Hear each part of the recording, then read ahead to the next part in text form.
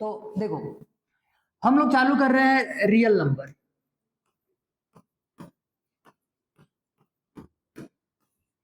Real numbers, ठीक। तो देखो रियल नंबर्स पढ़ने के लिए पूरे चैप्टर में हम लोग को पहले हम लोग ये देख लेते हैं कि पूरे चैप्टर में क्या क्या पढ़ने हैं, ठीक। उसके बाद फिर एक एक चीज को हम लोग डिस्क्राइब कर लेंगे। उसके लिए जितने भी कॉन्सेप्ट्स हैं पहले उसको कंप्लीट कर लेंगे। उससे रिलेटेड जो एग्जांपल के टाइप का कुछ क्वेश्चंस होगा उसको पहले कर लेंगे।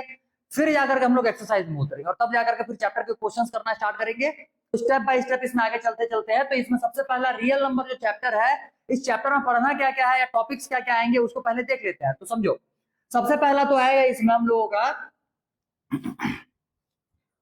LCM HCF. अब समझो एलसीएम एचसीएफ निकालने के डिफरेंट डिफरेंट क्या हो जाएंगे, इसमें मेथड्स हो जाएंगे, ये पढ़ना है। उसके बाद एक एलसीएम एचसीएफ से रिलेटेड एक फॉर्मूला है, वो पढ़ना है।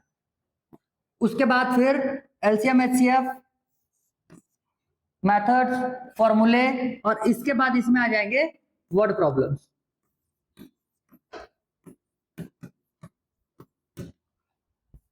वर्ड प्रॉब्लम्स, ठीक। तो ये तीन हम लोग को देखना है एलसीएम और एचसीएफ में। इसके बाद जो हम लोग को पढ़ना है सेकंड नंबर में, इसमें एक आएगा इसमें थ्योरम, ठीक। और थ्योरम से रिलेटेड हम लोग को प्रूफ करने के लिए आएगा इरेशनल।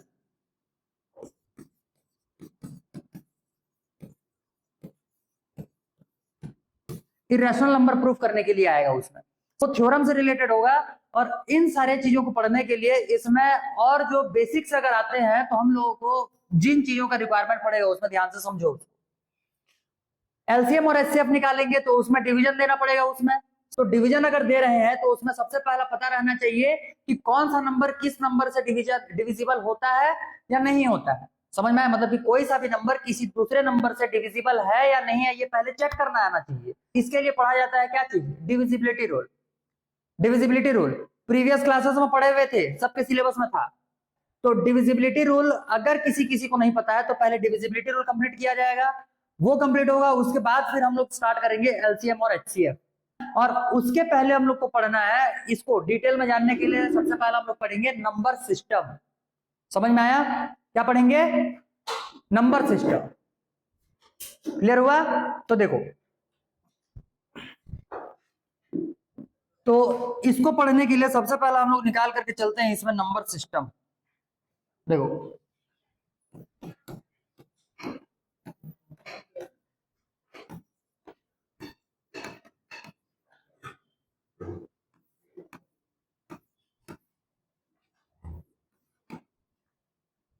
समझो, तो नंबर्स अगर बात करेंगे तो हम लोगों के पास नंबर्स जो है वो बहुत सारे होते हैं, ठीक। और अगर मैथमेटिकल टर्म्स में ये जो नंबर डिजिट्स ये सबको अगर हम लोग कैटेगराइज करेंगे तो टोटल नंबर ऑफ डिजिट्स जो होते हैं, टोटल नंबर ऑफ डिजिट्स,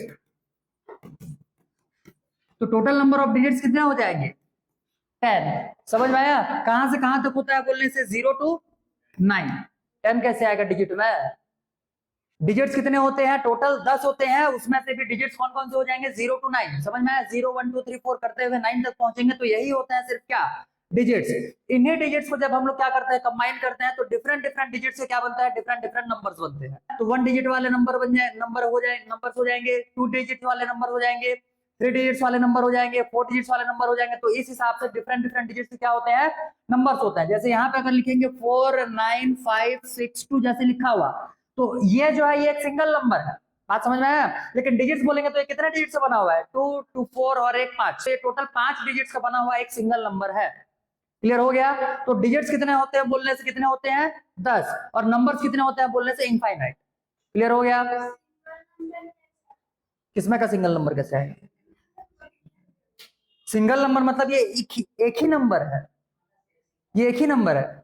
एक ही नंबर मतलब वंस टेंस पता है ना? Ones tens hundred, hundred thousand, 10,000, तो ये कितना हो जाएगा? 49,562। वही हुआ ना? तो ये एक नंबर हुआ, कितना हुआ? 49,562। और ये जो नंबर है कितने डिजिट से मिलकर के बना हुआ है? कितने? 5 डिजिट्स का बना हुआ है। चलो समझ में आ गया? तो ये हो जाएंगे तुम्हारे नंबर्स और डिजिट्स। अब डिफरेंशिएट कर लोगे अब नहीं बताना है कि कौन सा नंबर और कौन सा डिजिट है, बोलने से उसको मिक्सअप करके। समझ में आ रहा है? पीछे पिछला वाला जो नंबर लिखा हुआ था कितने डिजिट थे उसमें? हाँ 3 डिजिट्स थे। और कितना नंबर है वो? 1 है। चलो क्लियर हो गया इतना? तो इतने इतने में कोई डाउट है और किसी को? ठीक, अब समझो। नंबर सिस्टम जब हम लोग देखते हैं तो इसमें हमारे पास क्या होता है, बहुत सारे नंबर्स होते हैं। ठीक, तो डिफरेंट डिफरेंट टाइप के जो नंबर्स होते हैं उनको हम लोग क्या करते हैं, पहले कैटेगराइज कर लेते हैं। कैटेगराइज करेंगे तो उन्हीं को जो कैटेगराइज किया जाता है तो एक एक सिस्टम में उसको कैटेगराइज किया जाता है। बात समझ में आया? तो नंबर सिस्टम में हमारे पास क्या होता है, बहुत सारे नंबर्स के क्या है, ग्रुप्स है, और एक एक ग्रुप का नाम जो रहेगा वो अलग अलग हो जाएगा उसमें। तो स्टार्टिंग से हम लोग चालू करते हैं। सबसे पहला नंबर सिस्टम का जो नंबर आता है वो आता है नेचुरल नंबर। सबसे पहला क्या जाएगा, नेचुरल नंबर। तो नेचुरल नंबर नंबर सिस्टम का पहला नंबर सिस्टम होता है, जिसमें से नेचुरल नंबर जो हो जाएगा वो स्टार्ट कहां से होता है, 1 से, और जाएगा कहां तक बोलने से, वो इनफाइनाइट तक जाएगा। बात समझ में आया? बहुत सारे लोगों को उसका कॉन्सेप्ट जो रहता है वो हिला हुआ रहता है, तो बोलते हैं कि 1 से लेकर के 9 तक जाता है। ऐसा कुछ नहीं है। बात समझ में आया? वो 1 से लेकर के 1 से स्टार्ट होगा और जाएगा कहां तक, इनफाइनाइट तक। क्योंकि तेरा ही कॉन्सेप्ट हिला हुआ रहता है ज्यादा। नेचुरल नंबर समझ में आया? तो ये क्या हो जाएगा, 1 2 3 4, ये जाएगा इनफाइनाइट। ये होता है इनफाइनाइट का साइन।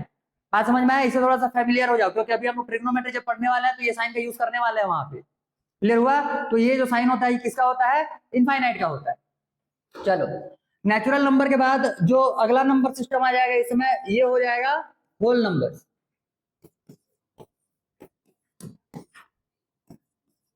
ठीक, तो होल नंबर्स में एक अलग से और नंबर जुड़ जाना है इसमें, जिसको कि हम लोग बोल रहे हैं जीरो।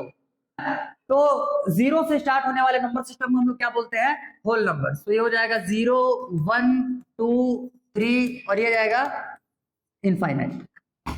चलो, इसके बाद थर्ड नंबर सिस्टम जो हो जाएगा ये हो जाएगा इंटीजर्स।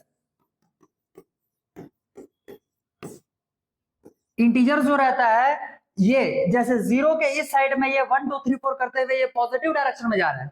बात समझ में आया? वैसे ही 0 के पीछे साइड में नेगेटिव डायरेक्शन में भी नेगेटिव इनफाइनाइट तक जाने वाले जो नंबर्स रहेंगे वो सारे प्लस 0 और प्लस ये सारे पॉजिटिव नंबर, इन सभी के कॉम्बिनेशन को हम लोग क्या बोलते हैं, इंटीजर्स बोलते हैं। समझ में आया? तो इंटीजर्स में टोटल 3 टाइप के नंबर्स देखने के लिए मिलेगा। एक हो जाएगा पॉजिटिव इंटीजर्स, जो कि 0 के बाद सारे के सारे नंबर्स आते हैं। बात समझ में आया? दूसरा हो जाएगा नेगेटिव इंटीजर, जो कि 0 के पहले सारे के सारे आते हैं। और अगला इंटीजर हो जाएगा 0, जो कि ना पॉजिटिव होता है और ना ही नेगेटिव होता है। क्लियर हुआ? 0 को ना हम लोग पॉजिटिव इंटीजर में कंसीडर करते हैं ना नेगेटिव इंटीजर में कंसीडर करते हैं। उसको सिर्फ और सिर्फ बोला जाएगा इंटीजर, सिर्फ इंटीजर बोला जाएगा उसको। कोई डाउट? तो ये क्या हो जाना है इंटीजर्स में, 0 1 2 3, ये जाएगा इधर इनफाइनाइट। इस साइड में -1 -2 -3, ये जाएगा इस साइड में माइनस इनफाइनाइट। समझ में आ गया इतना? इतने में किसी को डाउट?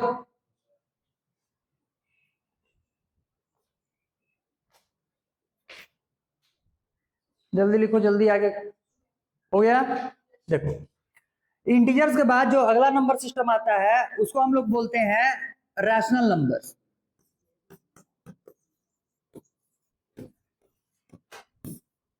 अगले वाले नंबर सिस्टम को हम लोग बोल रहे हैं रैशनल नंबर्स। तो रैशनल नंबर्स उस नंबर सिस्टम को बोला जाता है जिनमें वे सारे नंबर्स आएंगे जिनको कि हम लोग p बाई क्यू के फॉर्मेट में लिख सकते हैं। मतलब p बाई क्यू के फॉर्मेट में लिख सकते हैं। इसमें से ऊपर में जो नंबर आता है उसको हम लोग बोलते हैं न्यूमरेटर, नीचे में जो नंबर आता है उसको हम लोग बोलते हैं डिनोमिनेटर। समझ में आया? और यहाँ पे इसका एक कंडीशन ये होता है कि p और q जो होंगे, समझ में आया, p और q जो होंगे ये होने चाहिए इसमें इंटीजर्स।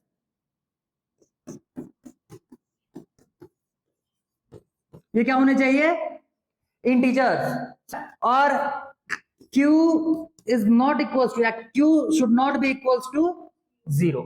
ये दो कंडीशंस फॉलो करने चाहिए। बात समझ में आया इतना? तो ये दोनों कंडीशंस जो नंबर फॉलो करेगा उसी को हम लोग कंसीडर करेंगे किसमें, रैशनल नंबर में। क्लियर हुआ? एक अगला टाइप का एक नंबर आता है जो इसी टाइप का देखने के लिए मिलता है, जिसको कि हम लोग बोलते हैं फ्रैक्शन। समझ में आया? फ्रैक्शन भी जो रहेगा उसमें भी क्या होता है, उसमें भी नंबर को हम लोग पी बाई क्यू के फॉर्मेट में लिखते हैं, और डिनोमिनेटर जो रहता है वो जीरो के इक्वल उसमें भी नहीं होना चाहिए। बात समझ में आया? लेकिन पी और क्यू यहाँ पे क्या होता है, इंटीजर्स। यहाँ पे क्या होता है, इंटीजर्स, और फ्रैक्शंस में क्या होंगे, whole numbers. Whole numbers, P और क्यू क्या होंगे, होल नंबर्स होंगे। क्यू के लिए कंडीशन यहाँ पे अलग से लगा दी है ना कि Q should not be equal to zero, तो इसका मतलब क्यू जो होगा वो जीरो नहीं होगा, जीरो छोड़ करके बाकी सारे होल नंबर्स को हो जाएगा। कौन सा कंडीशन में, फ्रैक्शन के केस में। बात समझ में आया? और अगर इंटीजर बोल सॉरी अगर रैशनल नंबर बोलेगा तो पी और क्यू दोनों क्या होने चाहिए, इंटीजर्स होने चाहिए, मतलब नेगेटिव नंबर भी आ सकता है और पॉजिटिव नंबर भी आ सकता है, और फ्रैक्शन में केवल क्या आएगा, पॉजिटिव इंटीजर्स आएंगे। बात समझ में आया? पॉजिटिव इंटीजर्स को ही बोल रहे हैं ना हम लोग, क्या चीज, होल नंबर्स, साथ में जीरो भी आ रहा है, पॉजिटिव इंटीजर और साथ में जीरो। कोई डाउट? तो ये हो जाएगा रैशनल नंबर। अब अगला जो टाइप होता है इसमें, फिफ्थ टाइप जो हो जाएगा, ये हो जाएगा irrational number.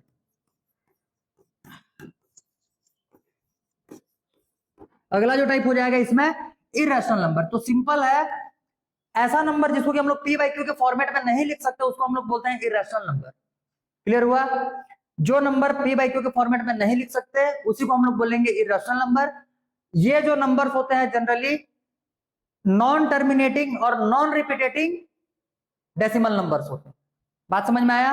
Non terminating non repeating decimal numbers होते हैं, इन्हीं को हम लोग पी बाई क्यू के फॉर्मेट में रिप्रेजेंट नहीं कर सकते। जनरली ऐसे रूट नंबर्स जो कि परफेक्ट स्क्वायर ना हो, ऐसे रूट नंबर जो कि परफेक्ट स्क्वायर ना हो, जैसे रूट टू अगर लिखेंगे तो जैसे अगर यहाँ पे रूट टू लिखे तो ये रूट टू जो है इसमें से टू जो है ये परफेक्ट स्क्वायर नंबर नहीं है। वहीं अगर इसको अगर रूट फोर लिखेंगे तो फोर जो है वो एक परफेक्ट स्क्वायर नंबर है, तो इसका रूट निकलेगा टू, और इसका जो रूट निकलेगा वो कैसा होगा, non terminating non repeating decimal number होगा। बात समझ में आया? और उसी को हम लोग पी बाई क्यू के फॉर्मेट में रिप्रेजेंट नहीं कर सकते, और उसी को हम लोग कौन सा नंबर बोलते हैं, इररेशनल नंबर बोलते हैं। इतने में किसी को और डाउट? क्लियर? चलो इतने में से जो लिखना है जल्दी लिखो, फिर आगे बढ़े।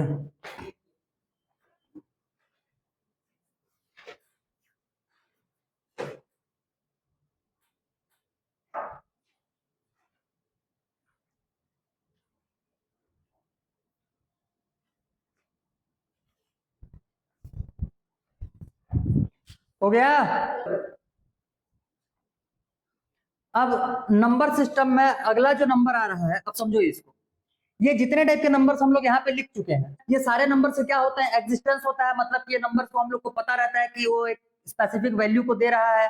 बात समझ में आया? जैसे अगर टू लिखेंगे तो पता है कि टू क्या चीज होता है, थ्री लिखेंगे तो पता है कि थ्री क्या चीज होता है, मतलब कि ये जितने भी नंबर्स लिखे हुए हैं इन सब का क्या है, एग्जिस्टेंस है। हम लोग अगर कुछ बोल रहे हैं तो उसको लिख पाएंगे यहाँ पे। बात समझ में आया? तो इन सारे नंबर्स का ग्रुप को अगर कंबाइन कर दिया जाएगा तो जो नंबर सिस्टम बनता है इसी को हम लोग क्या बोलते हैं, रियल नंबर।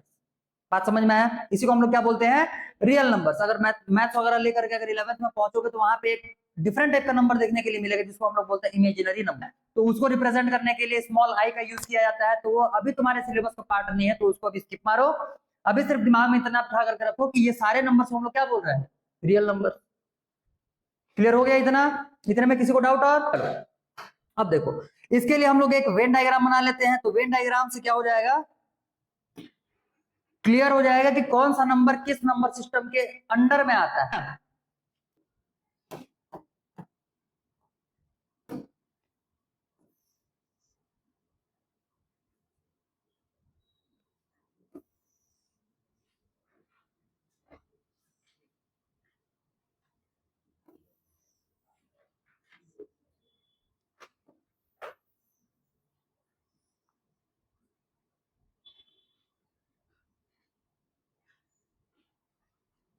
कितने हो गया, समझो,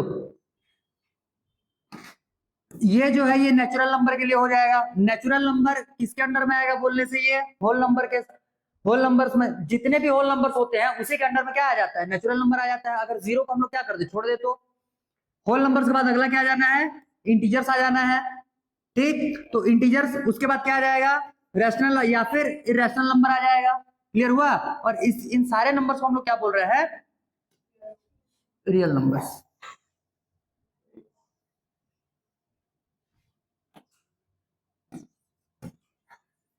ये सारे हो जाएंगे रियल नंबर्स।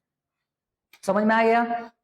तो ये है तुम लोगों का वेन डायग्राम। 9th के हिसाब से ये वेन डायग्राम बहुत इंपॉर्टेंट है, क्योंकि यही वेन डायग्राम से तुम लोग के ट्रू फॉल्स के क्वेश्चंस बनते हैं। पहला एक्सरसाइज, एक्सरसाइज 1 और एक्सरसाइज 2, हाँ यही है। ठीक, तो ये जो वेन डायग्राम बनाया हुआ है इसको बना लेना, ये बहुत इंपॉर्टेंट हो गया। इतने नंबर किसी को डाउट है? ठीक, तो ये हो जाएंगे नंबर सिस्टम के सारे नंबर्स। सारे नंबर्स कंप्लीट हो गए। अब समझो, इसके बाद अगला जो इसमें यूज होना है वो होना है इसमें डिविजिबिलिटी रूल का। अब कितने कितने को पता है डिविजिबिलिटी रूल क्या होता है और सारे नंबर्स के डिविजिबिलिटी रूल्स पता है? अपर को पता है? बोल, तेरे को कितने कितने का पता है?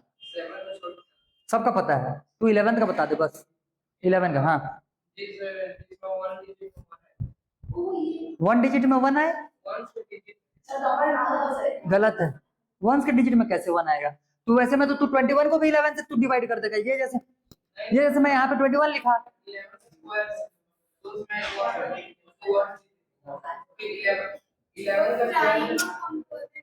नहीं, इसमें तेरे को बताना है कि कौन सा नंबर है, या ऐसा नंबर को तेरे को देख करके बताना है कि ये 11 से डिवाइड हो जाए, या छोटा मोटा ऑपरेशन अगर कर लेता है तो हो जाना चाहिए।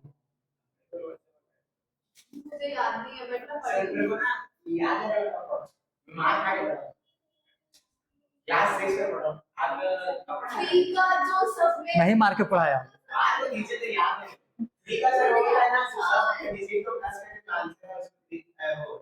हाँ,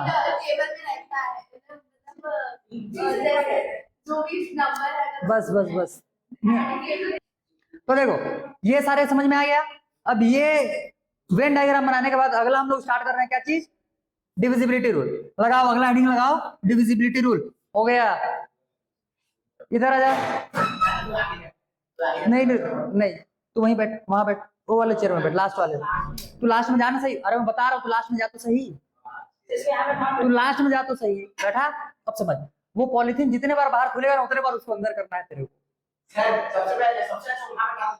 जा जा जा, नहीं नहीं वहां जा। कहाँ? इसको टांग दूं क्या मोबाइल में? तो वेन डायग्राम इसको कंप्लीट करने के बाद अगला तुम लोग हेडिंग लगाओ उसमें डिविजिबिलिटी रूल।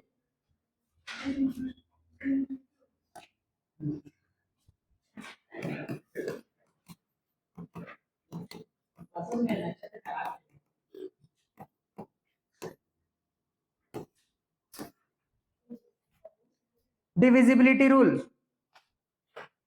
हो गया, समझो। अब देखो, तो डिविजिबिलिटी रूल जो है ये हम लोग को 2, 3, 4, 5, 6, 7 ऐसे करते हुए हम लोग को टोटल 11 तक का याद देखना है। उसमें भी 7 का नहीं देखना है तुमको। बाकी सारे इजी हैं, थोड़ा सा कॉम्प्लिकेटेड लगेगा तुमको 11 का लगेगा क्योंकि वो थोड़ा सा लेंथी प्रोसेस होता है। बाकी इजी है सारे के सारे, ध्यान से समझते चलो और एक एक करके लिखते चलना। फिर सबसे पहले हम लोग डिविजिबिलिटी रूल देखेंगे नंबर 2 का। ठीक, तो किसी भी नंबर को देख करके बताना है कि वो 2 से डिविजिबल है या फिर नहीं है। तो इसका जो रूल रहता है क्या हो जाएगा?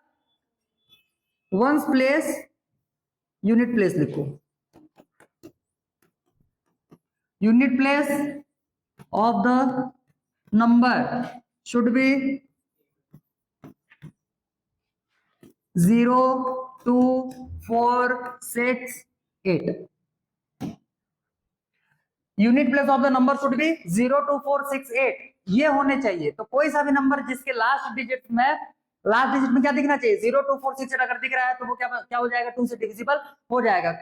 कुल मिलाकर के बोलने का मतलब ये है कि नंबर शुड बी क्या? Even number. तो ये हो जाएगा 2 का डिविजिबिलिटी रूल। नेक्स्ट जो हो जाएगा, पहले ध्यान से समझ लो फिर आराम से छाप लेना। हाँ, 3 का डिविजिबिलिटी रूल। तो किसी भी नंबर को देख करके बताना है या थोड़ा मोड़ा ऑपरेशन करके बताना है कि वो 3 से डिविजिबल है कि नहीं है। तो इसके लिए क्या करना है? जो भी नंबर गिवन रहेगा उसको सबसे पहले उसके सारे डिजिट्स को क्या करोगे? ऐड करोगे। डिजिट्स ऐड करने के बाद फिर ये चेक करना है कि जो भी नंबर आ रहा है वो 3 के टेबल में आता है या नहीं आता है। बात समझ में आ गया? अगर वो नंबर ऐड करने के बाद जो नंबर मिला हुआ है वो नंबर अगर 3 से डिविजिबल है तो पूरा का पूरा नंबर क्या हो जाएगा? 3 से डिविजिबल हो जाएगा। बात समझ में आया इतना? चलो, तो क्या हो जाएगा इसमें? 3 का डिविजिबिलिटी रूल में add all the digits of the number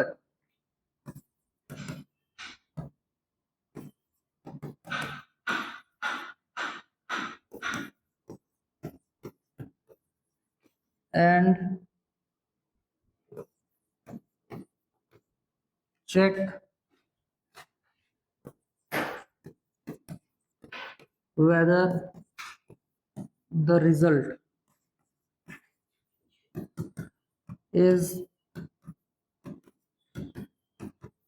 divisible by 3 or not.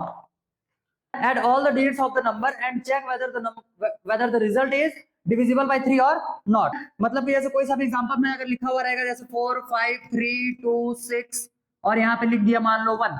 अब ये चेक करना है कि ये जो नंबर है ये कंप्लीट, ये जो पूरा का पूरा नंबर दिख रहा है 3 से डिविजिबल है कि नहीं है। अगर डिवाइड दे करके चेक करने की कोशिश करोगे टाइम लगेगा, उसमें टाइम लग जाएगा। तो इसको डिविजिबिलिटी रूल से चेक करना है।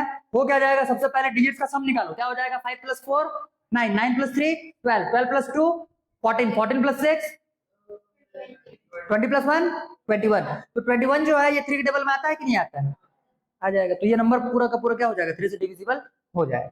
बात समझ में आया। डिविजिबिलिटी रूल्स को दिमाग में बिठाते चलो, क्योंकि एलसीएम एचसीएफ करते टाइम पे एलसीएम करते टाइम पे खास करके समझ में आया, क्योंकि एचसीएफ जब करेंगे तो उसको तो मोस्टली क्वेश्चन हम लोग लॉन्ग डिवीजन मेथड से कंप्लीट कर लेंगे। बात समझ में आया। लेकिन एलसीएम निकालने के लिए इसका बहुत ज्यादा रिक्वायरमेंट है। तो डिविजिबिलिटी रूल एकदम अभी से याद करते चलो इसको। समझ में आ रहा है इतना?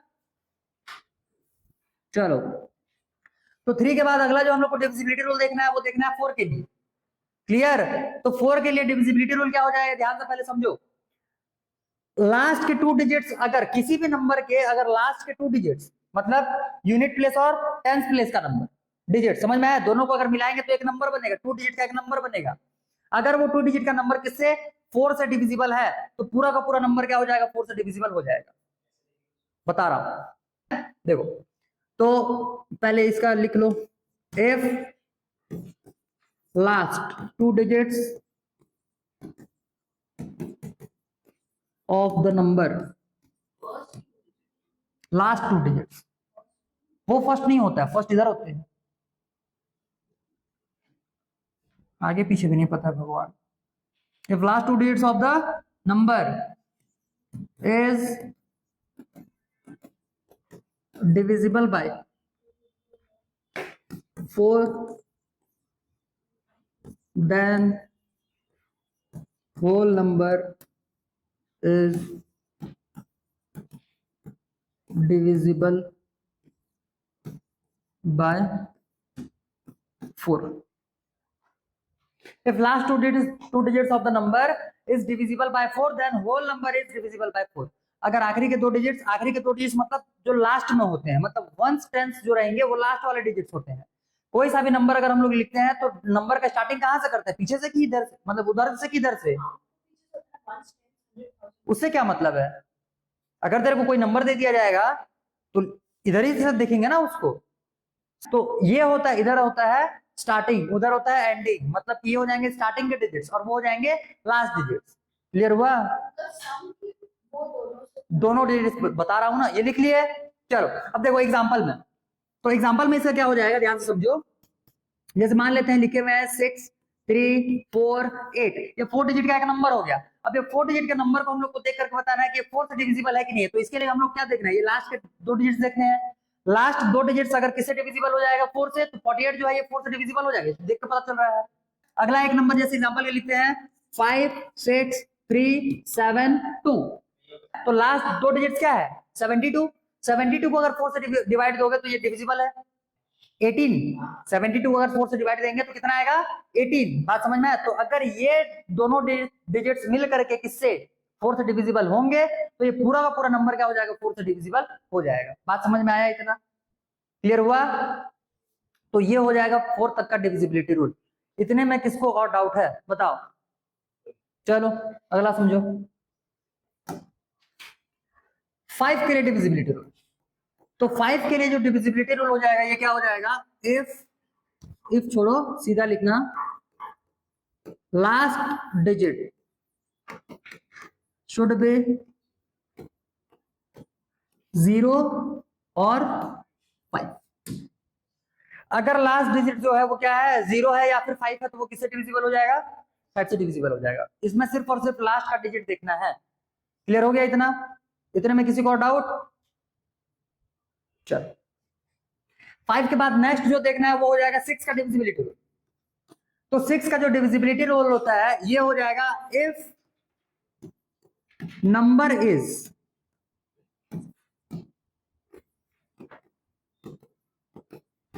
divisible by 2 and 3 both, then the number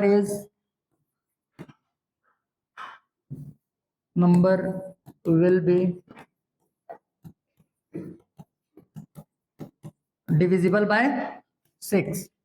समझो ध्यान से, कोई सा भी नंबर अगर 6 से डिविजिबल है तो इसके लिए कंडीशन होना चाहिए कि वो नंबर 2 और 3 दोनों से ही डिविजिबल होना चाहिए। अब समझो, दोनों को एक साथ चेक करना है तो 2 से चेक करना बहुत इजी है, क्योंकि 2 के लिए क्या देखना रहता है, लास्ट का डिजिट देखना रहता है। अगर लास्ट डिजिट क्या है, 0 2 4 6 8 है, तो अब 2 से डिविजिबल होने का क्राइटेरिया जो है ये हो गया, ये कंप्लीट हो गया। अब चेक करना है किसके लिए, 3 के लिए। तो जैसे समझो यहाँ पे मैं एग्जाम्पल के लिए अगर नंबर लिखता हूं 2 3 4 5 6, एक नंबर हो गया। दूसरा नंबर लिखते हैं 3 7 5 9 6 3। एक तीसरा नंबर ले लेते हैं 4 5 3 6। चलो इतना ही देखो, तीन नंबर्स लिखे हुए हैं।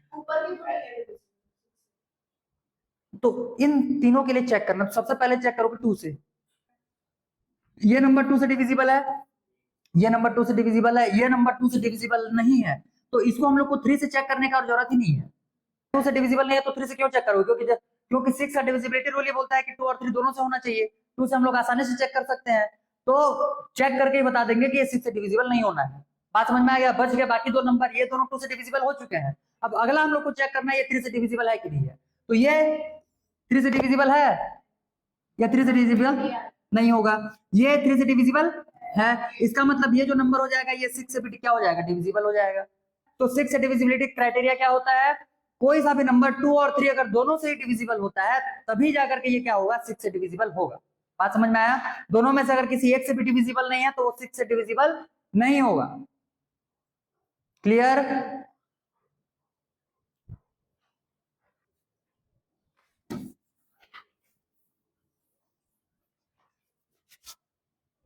सिक्स 7 के लिए चेक नहीं करना, हम लोग को देखना है सीधा अब 8 के लिए। 7 का डिविजिबिलिटी रूल ही इतना बड़ा है कि उससे बढ़िया तुम लोग डिवाइड दे करके ही चेक कर लो। तो इससे बढ़िया है 7 का डिविजिबिलिटी रूल ही मत करो। बता दूंगा जब 11 का कंप्लीट कर लेंगे, लास्ट में बता दूंगा 7 का भी क्या होता है। बात समझ में है? अब चलो पहले 7 का ही देख लो। तो उसको थ्योरी में नहीं लिखते हैं, पहले समझ लेते हैं कि 7 का डिविजिबिलिटी रूल एक्चुअल में होता क्या है। जैसे मान लेते हैं कोई सा एक नंबर लेकर के चलते हैं, 300 मान लियो 43 लेकर के चले।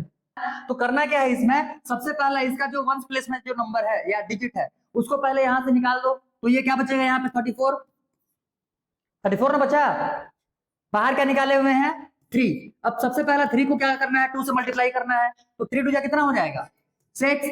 जो नंबर आएगा उसको ले जा करके यहां से फिर माइनस करना है। यहां से माइनस करेंगे तो यहां से कितना नंबर आएगा 28 ना आएगा।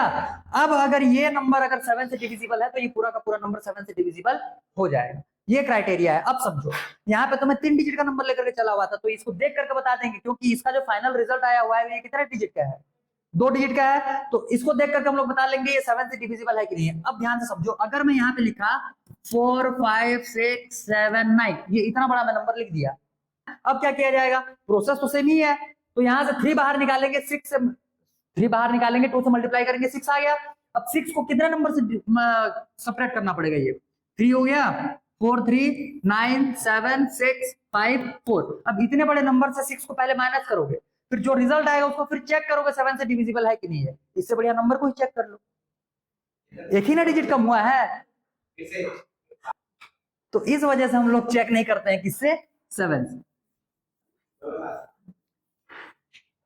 आसान होता तो बताता नहीं, छोड़ के काहे चलते। ठीक, अगला समझो। 8 के लिए डिविजिबिलिटी रूल। 4 के लिए डिविजिबिलिटी क्या देखे हुए थे, लास्ट के 2 डिजिट्स क्या होने चाहिए, 4 से डिविजिबल होने चाहिए। अगर डिविजिबल है तो क्या हो जाएगा, पूरा नंबर जो है वो 4 से डिविजिबल हो जाएगा। सेम रूल अप्लाई करना है किसके लिए, 8 के लिए, बस इसमें नंबर ऑफ डिजिट्स जो है वो क्या होता है, चेंज हो जाते हैं। 4 के लिए हम लोग लास्ट के कितने डिजिट्स देख रहे थे, 2, इसके लिए हम लोग चेक करेंगे लास्ट के 3 डिजिट्स। तो क्या हो जाएगा, इफ लास्ट 3 डिजिट्स,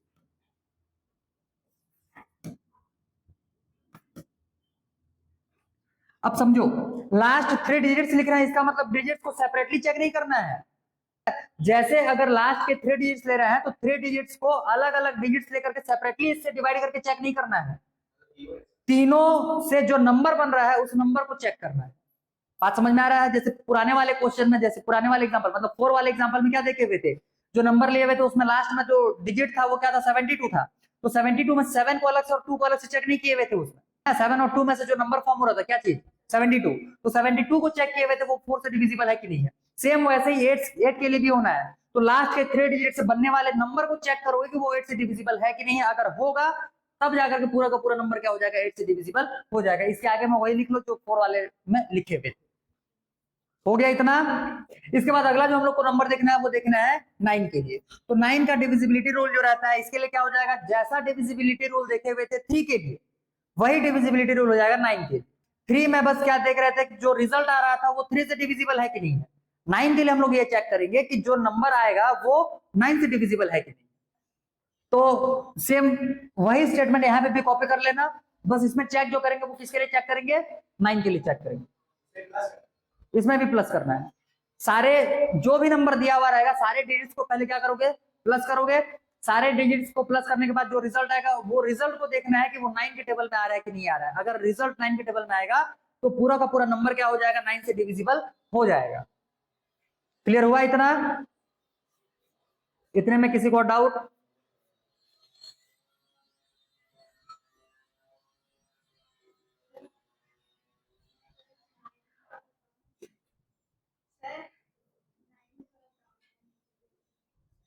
जैसे 3 का डिविजिबिलिटी रूल होता है वैसे ही 9 का डिविजिबिलिटी रूल होता है। 3 के लिए क्या करते हैं, जैसे मान लेते हैं 1 2 3 4 5 6 दे दिया है, बोलेगा ये नंबर जो है ये 3 से डिविजिबल है कि नहीं है। तो क्या करेगी, पहले इसको कुछ भी नहीं करेगी।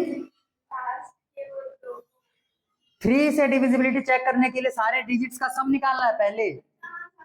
तो 1 + 2 + 3 + 4 + 5 + 6 करेगी तो जो भी नंबर आएगा वो 3 से डिविजिबल अगर हो रहा होगा तो ये पूरा का पूरा नंबर क्या हो जाएगा, 3 से डिवाइड हो जाएगा। सेम वैसे ही 9 के लिए चेक करना है, क्या हो जाएगा, 6 + 5 11 + 4 15 + 4 सॉरी +3 18 18 + 3 2 20 + 1 21 कितना हो गया, 21 21 9 के टेबल में आता है, नहीं आता है तो ये नंबर जो है ये 9 से डिविजिबल नहीं होगा। नहीं नहीं चेक कर ले, शायद तक तेरे जो टेबल वगैरह अपना पढ़ी भी रहेगी या फिर जो टेबल खुद घर में बना करके रखी भी रहेगी उसमें शायद तक आ रहा होगा टेबल में। हाँ हाँ ये भी पड़ा हुआ है टेबल, ये इसको भी चेक कर सकती है। हम लोगों के सभी के टेबल में 21 जो है वो 9 के टेबल में नहीं आता।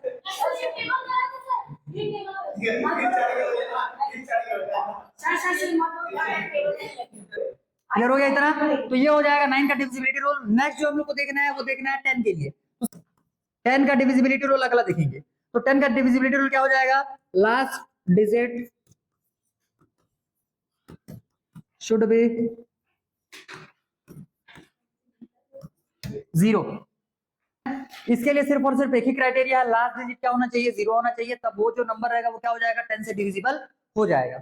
इतने में और किसी को डाउट है, समझ में आ गया? चलो जल्दी इतने तक रिवीजन करते हैं, फिर इसके बाद फिर 11 को करवाएंगे। नहीं बाकी सारा हो गया यार, पीछे हाँ नहीं पूछ, ठंडी लगना चालू हो रहा है। अभी आज तो टेम्परेचर भी 25 पे रखे हुए हैं। हाँ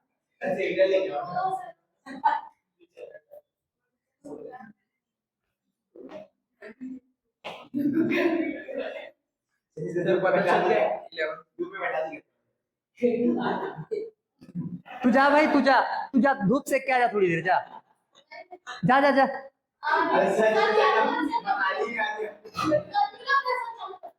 या फिर आग वाग का व्यवस्था करें कहीं से, जला दें आग।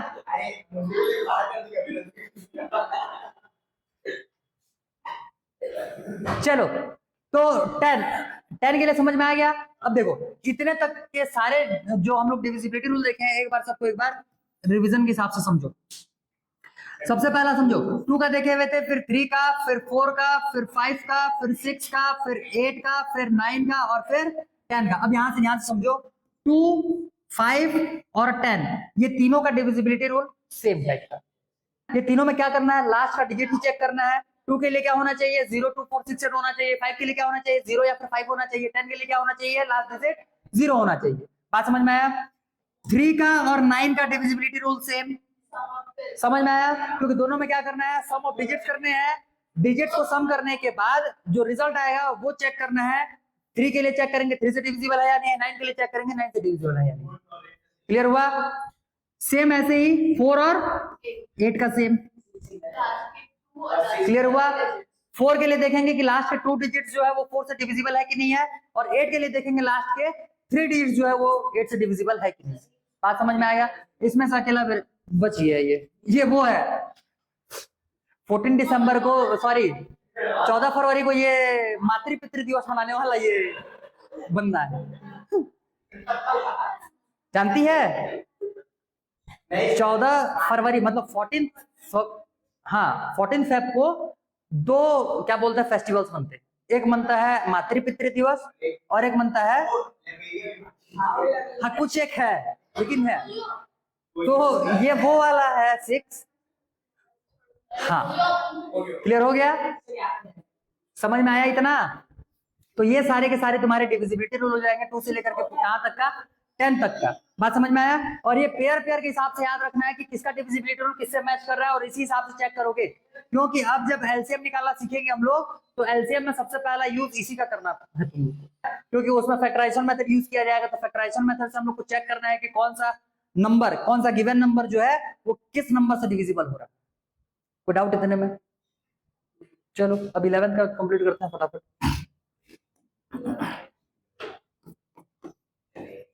देखो तो 11th के नंबर को चेक करने के लिए इसको पहले एग्जांपल देख लेते हैं, फिर स्टेटमेंट इसका अपने हिसाब से लिख लेते हैं, ठीक।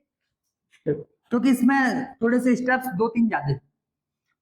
जैसे मान करके चलो 500 और मैं यहाँ पे लिखा 5, ठीक। ये नंबर को हमको चेक करना है ये 11 से डिविजिबल है कि नहीं है।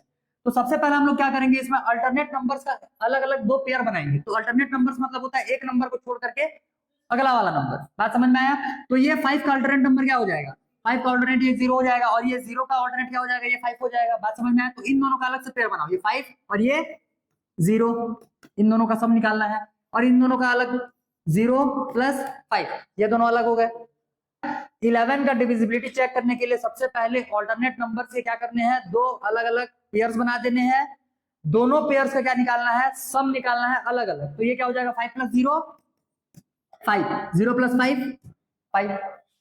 अब जो रिजल्ट आया हुआ है, अब इन दोनों क्या करना है, सब्ट्रैक्ट करना है। 5 - 5, आंसर कितना आया, 0। तो ये स्टेप करने के बाद अगर जो आंसर है ये 0 आए या फिर 11 के मल्टीपल में है, मतलब 11, 22, 33, 44, ये इस हिसाब से अगर आगे आता है, तब जो नंबर रहेगा वो क्या हो जाएगा, 11 से डिविजिबल हो जाएगा। कौन सा नहीं आएगा, कौन सा, ये नंबर ना आ जाएगा, कोई दिक्कत नहीं है। जैसे चेक करना है, फॉर एग्जांपल अगला नंबर के एग्जांपल के लिए देखो क्या हो जाएगा, 2, 4, 5, 6, 7, 3, 1, 5, 2, ये ले लिए। अब ऑल्टरनेट नंबर्स को का पहले पेयरिंग कर लो, क्या क्या हो जाएगा, 4, 2, 5, 7, 1, 2, 4, 6, 3, 5, अलग अलग कर लो। क्या हो जाएगा, 2 + 5 + 7 + 1 + 2, और इधर क्या हो जाना है, 4 + 6 + 3 + 5। 5 + 2 7 + 7 14 + 1 15 2 17 6 + 4 10 + 3 13 + 5 18। दोनों को अगर सेपरेट करोगे कितना आएगा 1 1 मान करके चलो, बड़ा नंबर जो भी रहेगा उससे छोटे को माइनस कर देना, तो कितना आएगा आंसर 1। इसका मतलब ये जो नंबर है ये डिविजिबल नहीं है। अब ध्यान से समझो, ये जो 5 है इस 5 को मैं कितना बना दिया 4 बना दिया। अब चेक करो,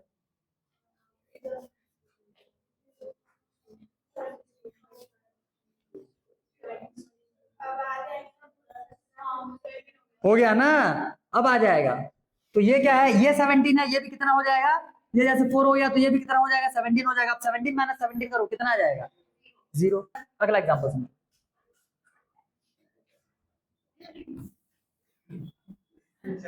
इसी में 2 0 5 0 7 0 1 और 6 2। बात समझ में आया, ये नंबर लिखा हुआ है। अब इसके लिए चेक करना, तो इसके लिए पहले ऑल्टरनेट नंबर्स का पेयरिंग कर लो। क्या हो जाएगा 2 + 5 + 7 + 1 + 2 कितना हो जाएगा ये, अब भी निकाले थे ठीक। 0 + 0 + 0 + 6 कितना हो जाएगा ये 6। दोनों को सेपरेट करो कितना आएगा 17 - 6 कितना आया 11। अब भी ये नंबर क्या हो जाएगा 11 से डिविजिबल हो जाएगा। तो इसका मतलब ऑल्टरनेट नंबर को सेपरेट करने के बाद उसका सब निकालना है, सब निकालने के बाद उसको सब्ट्रैक्ट करेंगे। सब्ट्रैक्ट करने के बाद अगर रिजल्ट जो है वो कितना आना चाहिए 0 या फिर 11 का मल्टीपल होता है, क्या होना चाहिए 0 या फिर 11 का मल्टीपल होना चाहिए। अगर ये होता है तो फिर जो भी गिवन नंबर रहेगा वो क्या हो जाएगा 11 से डिविजिबल हो जाएगा। क्लियर?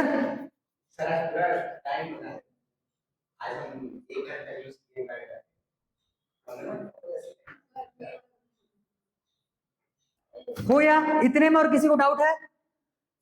ये समझ में आ गया पूरा? तो ये सारे के सारे तुम्हारे हो जाएंगे डिविजिबिलिटी रूल। एक बार देख लो, नाइन्थ जैसे ही है, इसी वजह से फिर से पढ़ा रहे हैं, ध्यान से समझो। क्या क्या देख लिए, ये रियल नंबर में ये सारे तो हम लोग को देखना ही है। पहला इसमें से natural number, whole number, integers, rational number, irrational number, ये सारे को कंबाइन करके हम लोग क्या बोलते हैं रियल नंबर। ये हो जाएगा उसका क्या वेन डायग्राम। वेन डायग्राम के बाद जो नेक्स्ट हो जाएगा ये सारे के सारे डिविजिबिलिटी रूल, जिसमें से 2 3 4 और ये हो जाएंगे 5 6 8 9 10 और ये हो जाएगा सारे का पेयरिंग, मतलब कि किन किन नंबर्स के क्या होते हैं divisibility rule, same same type के होते हैं। क्लियर हो गया? इसके बाद इसमें से अगला क्या बचा, ये हो जाएगा 11 के लिए डिविजिबिलिटी रूल। इसके लिए जो स्टेटमेंट है इसको तुम लोग खुद से लिखोगे, 11 का स्टेटमेंट खुद से लिखोगे। एग्जांपल इसको लिख लेना। क्लियर?